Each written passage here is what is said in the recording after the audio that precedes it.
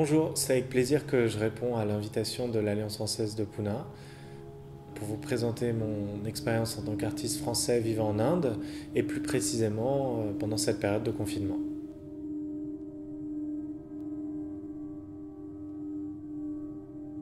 Je suis donc artiste basé en Inde depuis 2011. Ici, on me voit en train de développer une photographie sur un mur. C'était en 2015 à Delhi, lors d'une exposition avec deux autres artistes indiens. Je travaille essentiellement avec des images. Ces images peuvent être aussi bien fixes, des photographies donc, que en mouvement, des vidéos. J'aime aussi travailler avec des objets trouvés, que ce soit d'autres images, d'autres photos ou bien des récits, des écrits. Il y a des thèmes enfin qui reviennent régulièrement dans mon travail, comme ceux du temps, de la mémoire et de l'histoire.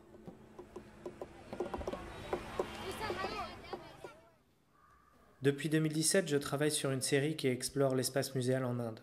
J'observe la grammaire de ces lieux, les dispositifs qui permettent de distinguer, par exemple, ce qui relève du sacré de ce qui relève de l'ordinaire.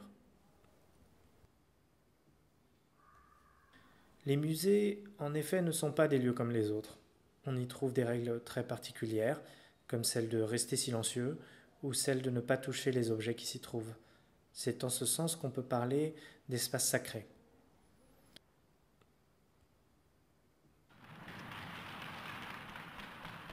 Ainsi, lorsque le réalisateur Jean-Luc Godard organise une course au sein du musée du Louvre, on peut dire qu'il fait preuve d'une certaine irrévérence face à les dimensions sacrées de ce lieu.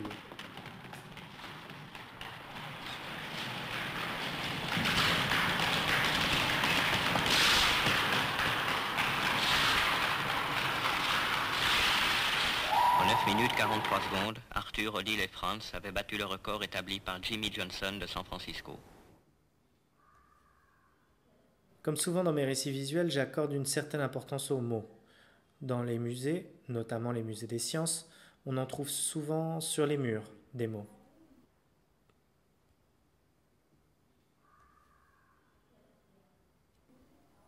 Mais très vite dans ce projet, j'ai commencé à rechercher d'autres mots en allant fouiner dans ces registres d'un genre assez unique et connu en français sous le nom plutôt mystérieux de livre d'or.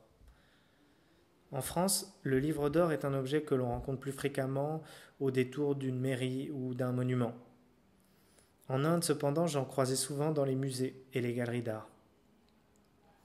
Depuis 2017, donc, en parallèle de ma documentation photographique de ces espaces, j'épluche les livres d'or sur lesquels je tombe.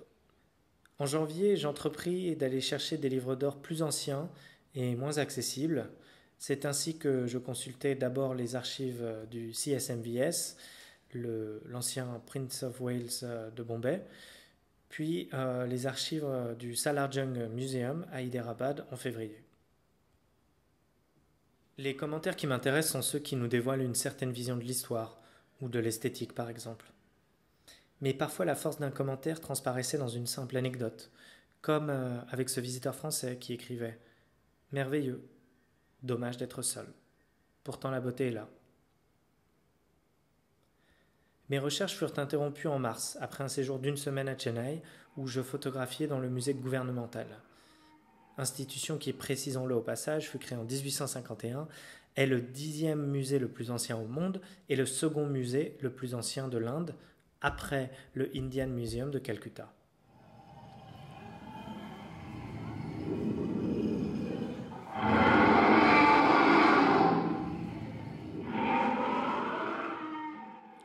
Dans la foulée de ce séjour fructueux et anticipant le confinement qui avait déjà débuté en France, je suis parti m'installer à Bangalore. Ici, je n'ai pas encore de studio à proprement parler, mais un simple bureau, à partir duquel j'ai travaillé sur de nombreux dossiers de candidature à différents programmes de soutien à la création et de résidence.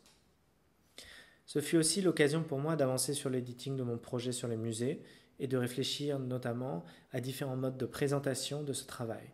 Quel cadre, quel format. Ce fut enfin une opportunité de me concentrer sur une technique que j'explore depuis quelques années et où littéralement je détruis des photos. Pour être plus précis, le processus consiste à imprimer des tirages pour ensuite les diluer, filmer cette dilution Et enfin, inverser au montage le processus pour donner l'impression d'une image qui prend forme. Ainsi, en préparation d'un dossier de candidature à un appel à projet, j'ai produit une petite œuvre qui met en musique, disons, ces processus de dissolution et entend esquisser une réflexion sur le statut de l'image aujourd'hui.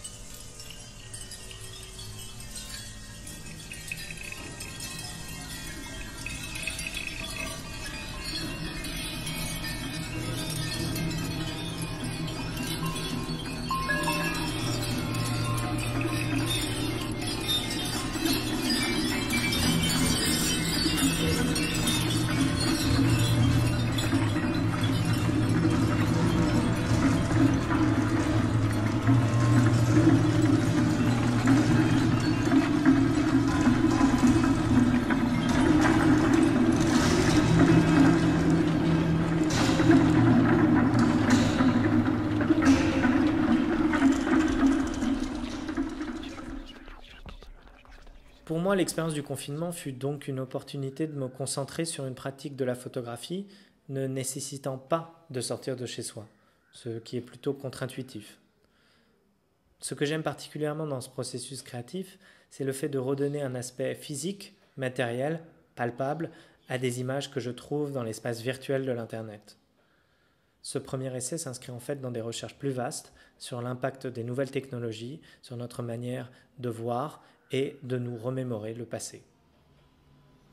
Et un motif auquel je me suis intéressé particulièrement ici, en jouant sur les mots et en fait sur la traduction, c'est celui du cloud, c'est-à-dire ce système par lequel nous stockons des données et des images en ligne aujourd'hui, littéralement donc le nuage.